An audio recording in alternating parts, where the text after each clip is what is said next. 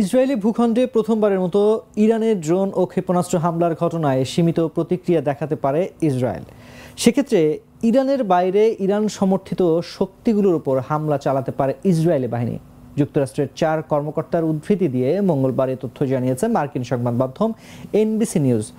গত শনিবার ইসরায়েলকে লক্ষ্য করে 3 শতাধিক ড্রোন ও ক্ষেপণাস্ত্র ছুড়ে নজিরবিহীন হামলা চালায় ইরান।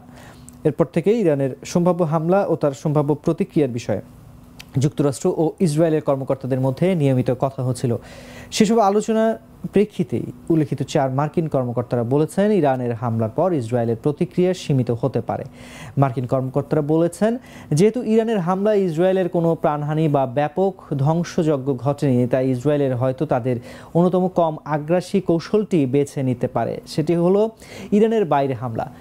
এক্ষেত্রে সিরিয়ার ভেতরে হামলার আশঙ্কাই বেশি। তবে এই হামলায় ইরানের ঊর্ধ্বতন কর্মকর্তাদের নিশানা করা হবে বলে মনে করছেন না মার্কিন কর্মকর্তারা, বরং ইরান থেকে হিজবুল্লাহর কাছে পাঠানো উন্নত ক্ষেপণাস্ত্রের যন্ত্রাংশ, অস্ত্র বা উৎপাদনের চালান অথবা গুদামগুলোতে হামলা চালাতে পারে ইসরায়েল। তবে ইসরায়েলের এই প্রতিশোধমূলক সামরিক পদক্ষেপে যুক্তরাষ্ট্র অংশ নেবে না বলে জানিয়েছে হোয়াইট হাউস।